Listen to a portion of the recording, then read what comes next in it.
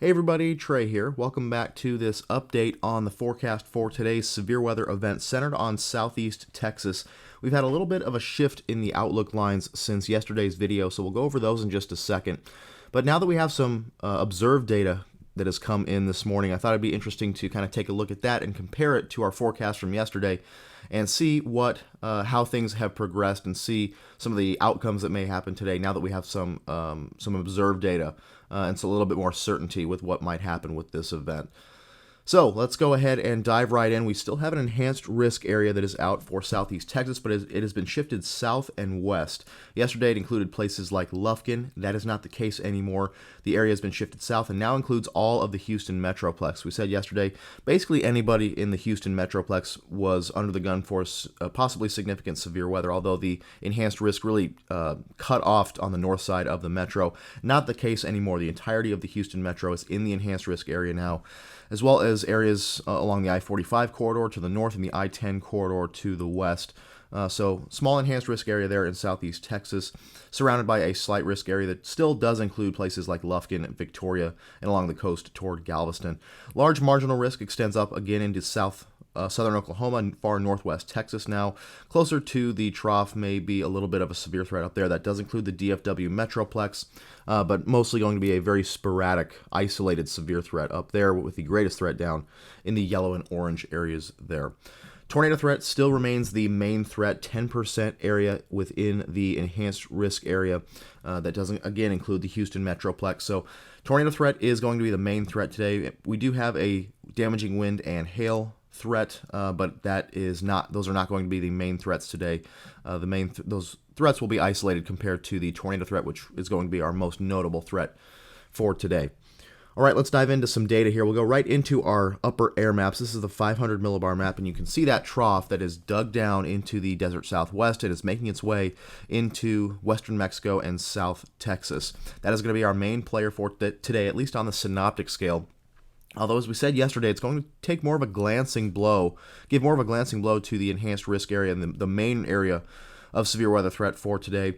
That will leave that warm air advection regime, the strong warm air advection, to be our main forcing mechanism for ascent within this regime down to the southeast. But nonetheless, we'll still have some synoptic scale support, at least a glancing blow from this trough. Very much a negatively tilted trough, very, very textbook sort of trough, low amplitude, negatively tilted trough that tends to be a favorable type of orientation for robust severe weather. So let's go down to the surface, see what is going on. We have had some semblance of surface low development since yesterday. We talked about it, that the trough was going to eject into the southern plains today, and that at that point we'd see a little bit of a surface low start to develop. It has done so here in West Texas. Very, very broad circulation at this point. Nothing to write home about, but it is going to strengthen a little bit as that trough continues to move off to the east. And again, that will allow the low-level flow to continue to back and strengthen out across southeast Texas and continue to pump that warm sector northward into the southeast Texas area. Once again, big high pressure area out here, low pressure developing here. That is going to increase the pressure gradient, and as a result, that is why our low-level jet has strengthened overnight. Our low-level jet, you can see here. Let me take the radar off so you can see the color fill a little bit better. 30 to 40 knots here out across from southeast Kansas, southern Missouri, into much of Texas out of the south-southwest. Very robust low-level jet. Now, this is not quite as strong as what models were predicting yesterday. I'm going to go through a little bit of a progression of models since yesterday, showing you that we have had a little bit of the data has backed off just a little bit over the overall intensity of the low-level flow here, but nonetheless, this is still very supportive of strong low-level shear and strong low-level warm moist advection to, number one, increase the low-level shear for a tornado threat across this area, and number two, allow for that very significant low-level moisture to be pumped into the area very efficiently across Texas. So very strong low-level jet nonetheless, even though it has backed off a little bit from what progs were showing yesterday. All right, let's look at some satellite data here. That was the big question, was going to be destabilization this morning. And you can see that we are completely socked in fairly thick low-level clouds here across the entirety of South Texas. You can see a little bit of thunderstorm activity starting to bubble along the coast. This is what we have going on right now. This is the Corpus Christi radar. You can see a few more robust cores starting to spread inland here across the Texas coast from Corpus Christi inland.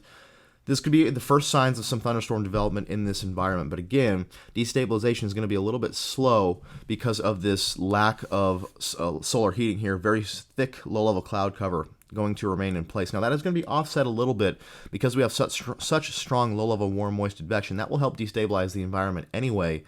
But the cloud cover here is going to keep low-level lapse rates, specifically that change in temperature in the lowest levels of the atmosphere, on the low side, and that may lead to a decrease in the robustness of these updrafts. And again, that is going to be the main question for today, whether or not these updrafts can survive and become super robust in this environment. If they can, then the severe threat will materialize. If not, then the severe threat may not come to fruition as expected. You can see some more robust updrafts down here in the Gulf where there's a little bit more breaks in the clouds, a little bit better instability farther to the south, a little bit better moisture down there.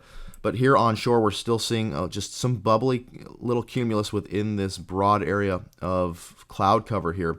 And so that is the question. These continued plumes of little showers coming off the Gulf are going to be our main players going into the late morning, early afternoon hours today.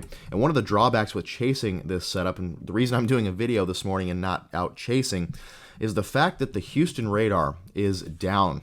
The Houston radar is down for maintenance for quite a while, and so that will not be operative today. And that is going to be a huge disadvantage for storms coming onshore, because these these storms are not going to be super deep. They're not going to be super tall storms. They're going to be somewhat low-topped, and they're going to be fairly small in this environment. These tropical type beans, as I like to call them, they're just going to be little small supercells in this environment. And the problem is that those mesocyclones are not going to reach far up into the atmosphere. And because we're going to have to use the Corpus Christi or the Austin or the San Antonio radar, the beams of these radars are going to be looking well up into the storm. So we are not going to have a low-level look on these storms at all today, especially as they near the Houston area. So that is going to be very problematic for today, and that is going to put the meteorologists in these offices to the test. Definitely, they are the best in the business, and they will be able to do a great job at warning today, but it is going to be very tricky to warn some of these storms because we don't have a nice low-level look at these storms, especially as they near the Houston-Galveston area. So let's look at some surface data here. Let me refresh so we have the most up-to-date data. And you can see that the warm sector has come ashore quite decently this morning, still trying to make its way northward. We haven't had a significant push of this warm sector inland as expected. It's going to take some time. Those winds, though, have sort of backed out of the southeast as that weak surface low develops here in the West Texas, eastern New Mexico vicinity. Those will continue to back and strengthen as that surface low strengthens a little bit going into the late morning, early afternoon hours today. But that warm sector looks to be somewhere in this vicinity here, our 60s dew point line, roughly in this vicinity here. So not a big warm sector at this point, but again, it's going to continue to stream northward into the eastern half of Texas over the next several hours as those winds and that low-level jet remain out of the south or south-southeast to pump that moisture off the Gulf inland. You see robust moisture for sure at the surface, 60s to upper 60s to even some low 70s readings in here. So fairly robust moisture coming off the Gulf, and that is a very big difference from yesterday when we saw only 40s and 50s here for the entirety of these stations, and now we've seen a big turnaround from that and a robust surge of moisture coming toward the Texas Gulf Coast, and that will continue inland through the next several hours. Here are some soundings from this morning. Let's take a look at the Corpus Christi sounding. This is the closest we have. Unfortunately, Houston does not issue a sounding. So we're going to use the Corpus Christi sounding, which is right where those storms are trying to percolate at the moment. So let's look at our thermodynamics first. Once again, you see a very saturated low-level environment. That was one of the keys we saw yesterday in some of those forecast soundings. Very saturated low-level environment. The red is again the temperature profile as you go up, as the weather balloon goes up in the atmosphere. The green is the dew point profile. Those are very, very close together here in the low levels. That is leading to a very saturated low-level environment. That is leading likely to those low clouds streaming in off the Gulf and very much stagnating across much of Texas at this point. And that is leading to very weak low-level lapse rates. You can see the low-level lapse rate here, 0 to 3 kilometer lapse rate, below 5 degrees Celsius per kilometer. For comparison, usually we like to see lapse rates above 6 degrees Celsius per kilometer to indicate the potential for more robust updrafts. 4.5 degrees Celsius per kilometer is extremely low. That is going to perhaps be problematic if that continues into the afternoon in sustaining robust updrafts, because you can think that the updrafts, these parcels are rising from the surface, and if they're not able to rise very robustly off the surface, they're going to take their time. They're going to be a little bit less robust because the temperature change with height in those lowest levels of the atmosphere is not allowing them to rise very efficiently, meaning that they will be a little bit on the meager side, if you will, as far as the robustness of those updrafts go. Another thing that may be a detriment to these updrafts is how skinny the instability is. We talk about the skinniness or the fatness of the cape. Oftentimes we like to see something like this with our parcel trace, that it has a big difference between the red line, the temperature profile, and that parcel trace. That means the instability profile is very, very thick. It's very fat. It means the updrafts are going to be very robust and very strong, and therefore you have a lot of energy to work with those updrafts. And it's distributed in such a way that those updrafts can become very juicy, very robust. That is not the case in these types of tropical environments like we have here. Very, very skinny instability. You don't see a huge difference between the parcel trace in brown there and the red line, which is our temperature profile. Very, very skinny cape, as we call that. That is not very favorable for robust updrafts. Now, oftentimes in these environments where the low-level shear is very strong, low-level and deep layer shear is very strong, it doesn't matter a whole lot, but that is pretty unfavorable to sustain robust updrafts. So that is going to be something to watch as we go into today, and some of my suspicions from yesterday are coming to fruition this morning. We'll see if we can get any breaks in the clouds to kind of fatten this cape up going into the late morning, early afternoon hours. But for now, that looks pretty paltry as far as instability goes. You can see a little bit of remnant EML there, just above 700 millibars, that elevated mix layer we always talk about on this channel. That layer of warm, dry, well-mixed air from the higher terrain out west gets transported off to the east. Just a little bit of elevated mix layer there. If we had a little bit more to work with, we'd be seeing a little bit more robust severe threat, but that is a very small layer there and not really going to impact things a whole lot. We're going to have to rely on breaks in the clouds, continued warm, moist advection, to fatten up that cape profile and get some more robust updrafts. So that's going to be something to watch for sure. Low-level shear, already strong as expected. Lots of curvature there in the low levels of the hodographs and strong veering winds, clockwise turning winds with height there in the lowest levels of the atmosphere. Almost 400 meters squared per second squared of effective storm relative helicity already. A little bit of a weakness in the hodographs here, pretty significant backing of the hodographs above about 2 kilometers there.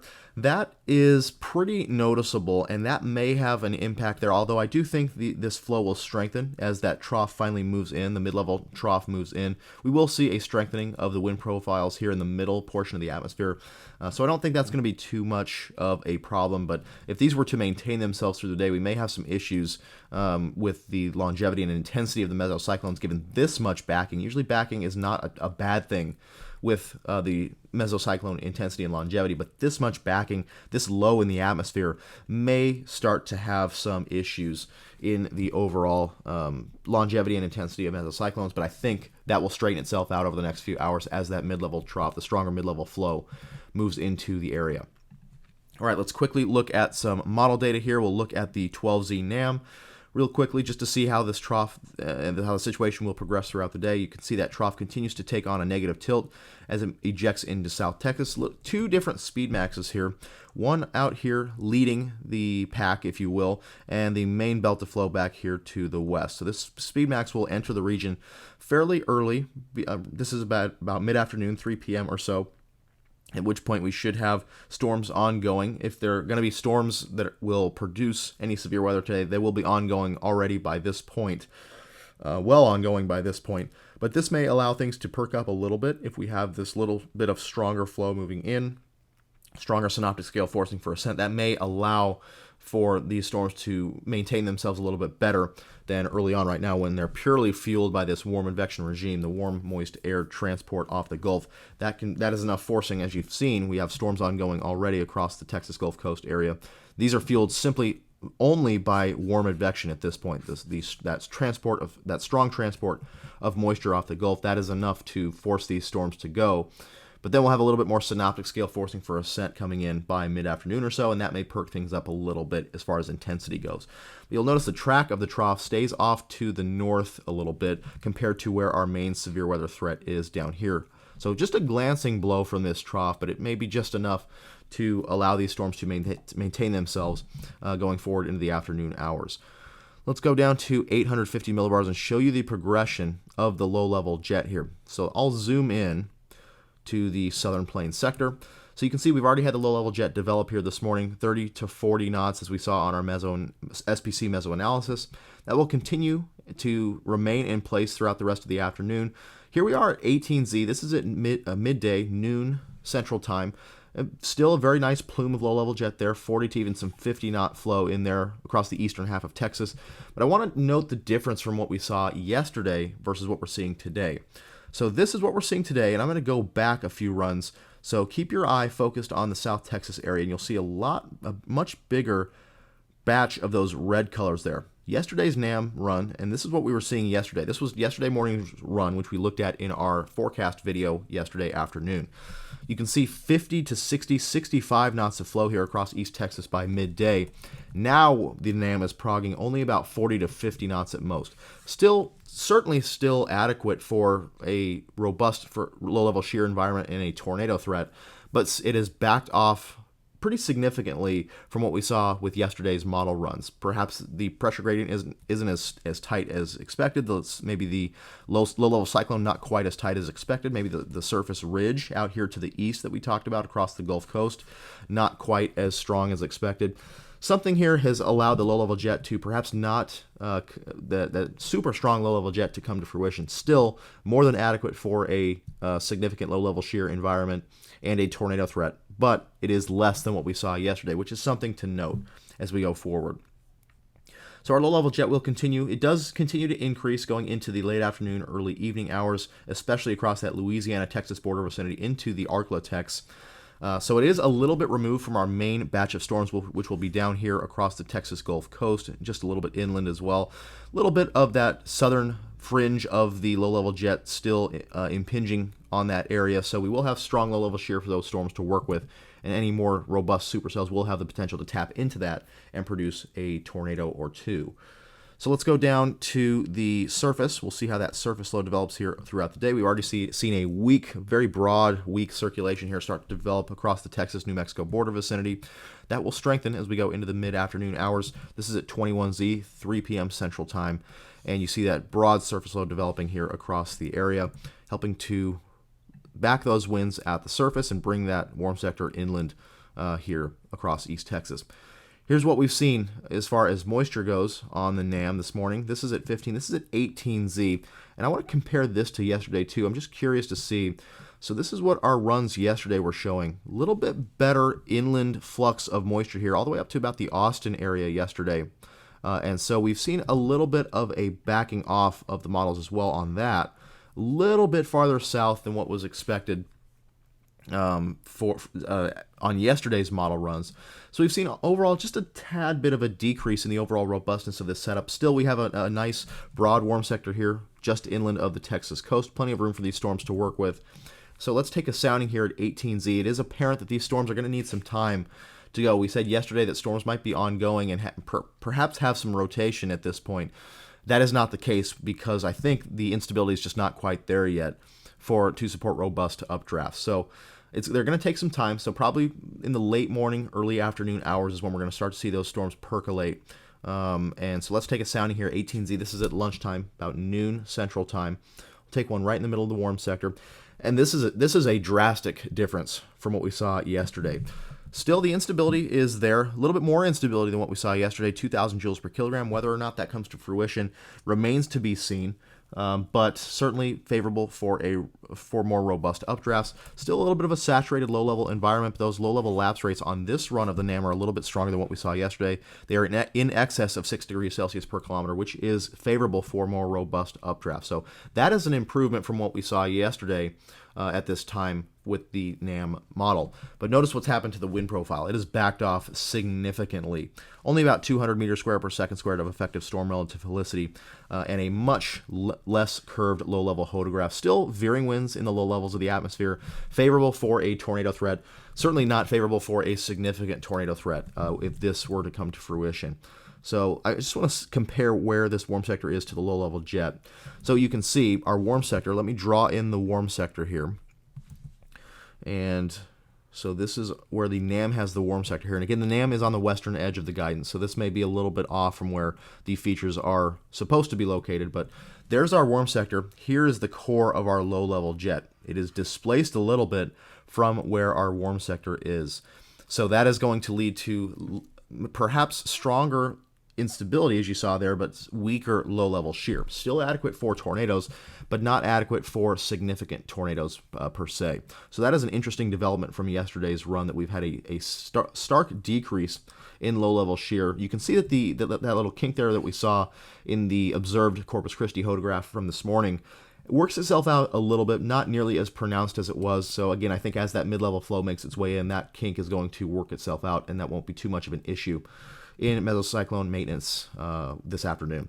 So here we are at 21Z. Let me take one here kind of closer.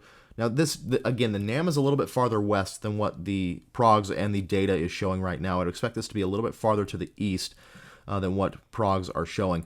So this is just west of the Houston area, and this is certainly a profile that would be favorable for tornadoes, perhaps a significant tornado or two. We've seen a little bit of an increase in low-level shear, almost 300 meters squared per second squared of effective storm relative helicity. Strong curvature there in the low levels of the hodograph. A little bit better instability. So this run of the NAM certainly has uptrended as far as instability goes. Almost 2,000 joules per kilogram of mixed layer CAPE. This is at 3 p.m. Central Time. And that instability profile is a little bit fatter than what we saw earlier. So that will be a pro for an increasing tornado threat this afternoon. Again, that was the main question with this setup, whether or not we'd get enough destabilization. Right now, we're socked in clouds across this area, so it remains to be seen whether or not this will actually come to fruition.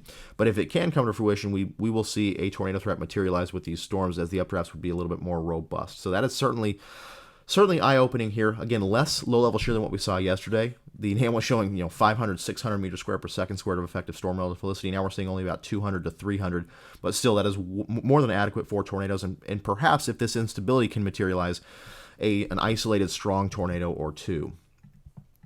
So that warm sector continues east, starts to pinch off a little bit going into the early evening hours. This is at 6 p.m. Central Time. You can see that warm sector, as we go on with time, starts to get shoved off the coast, and the threat should end for Texas by kind of the very early morning hours tomorrow morning.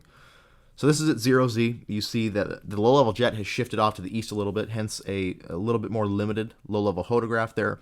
Still decent instability. A little bit of a capping inversion comes back in here. Not sure if that's just a model quirk or not, but if we have robust storms, that shouldn't be an issue at that point. So certainly seems that the event will peak probably sometime very late morning through about mid-afternoon or so, as this warm sector makes its way inland and off to the east. Again, the NAM is a little bit farther west here. We could see that warm sector set up a little bit farther to the east, which would put Houston kind of in the bullseye there. Stronger instability closer to the coast, so any storms coming off the Gulf right along the coastal areas may have the best chance of producing more significant severe weather there. But still, the warm sector does go pretty far inland, so the warm sector, the severe threat will go inland as well. All right, let's look at some model data here. And let's look at the 12Z HER. This is the HRRR. Again, we take these with a grain of salt, but we'll look at a few different models to see what we might see going into the afternoon today. And you can see the updraft start to percolate a little bit more. This is at 15Z, 10 a.m. So basically, as you're seeing this video, this is, 9 a.m. So this is a little bit behind. Probably not exactly what we're seeing right now. The HER is a little bit aggressive with what it's showing right now. These storms are certainly not robust by any means at this point. But they may become robust here over the next couple of hours, as the HER suggests. A few stronger cores in there as they move off toward the Houston-Galveston area. Those would have the best chance of producing tornadoes, moving right into the Houston metro by about lunchtime today. This is at noon Central Time. They will continue to move off to the east, definitely a little bit more of a clustered kind of mode here. So, not the most favorable for, long track supercells here. But any little supercell that can maintain itself in this environment will have a tornado threat. Then things move off into Louisiana overnight, close to the coast, as that warm sector gets shoved closer to the coast. Let's take a look at the ARW model, just another convective allowing model that we like to look at. And you can see here, this is interesting, that the most robust storms, these are certainly supercells there, remain offshore. A couple of attempts here inland at more robust updrafts, but that is not really the case. A couple more robust updrafts moving toward the Houston area by mid-afternoon or so, but most of the more robust activity stays offshore on this particular model run. That is an interesting development there. Let's take a look at the NSSL WRF, and we see a few attempts at supercells there. You can see the little bean shape on those storms inland approaching the Houston-Galveston area, and some more robust storms offshore. So looks like the threat will be confined to that Houston metro area and areas just to the west and north for this late morning into early afternoon before things move off into Louisiana into the overnight hours tonight. So that's going to do it for this little update. We've very interesting setup for today. Not a very widespread setup, but certainly a setup that could affect a lot of people now that the Houston metroplex is certainly within the highest risk area. Again, we have an enhanced risk level 3 out of 5 for that portion of southeast Texas that includes the Houston metroplex, I-45 corridor to the north, I-10 corridor to the west. You are under the gun for a severe weather threat today. Slight risk surrounds that up toward Lufkin, over toward Victoria and Galveston along the coast. And then a marginal risk that extends out up into southern Oklahoma for isolated sporadic instances of damaging wind and large hail. These storms up here to the north will have a tendency to remain more elevated and therefore will not have much of a tornado threat with them. Instead, will have sporadic instances of large hail with them as their greatest threat. Again, tornado threat going to be the most robust threat today. And again, it all depends on instability. We've seen some signs that the instability may have a little bit of trouble becoming robust given the pretty ample cloud cover across the area for now and the overall little bit of a skinniness in the Cape profile this morning on our morning soundings from the coastal areas. But if instability can develop, more robust instability can develop, then we'll have a tornado threat across this area, 10% area in the yellow that coincides with the enhanced risk area, 5% and 2% surrounding that as well. Damaging wind and large hail, again, going to be a threat, but not going to be our major threat for today. Tornadoes certainly the most likely threat with any supercell that can maintain itself in this environment. So that's going to do it for this video. Thanks for watching, and we'll see you in the next one.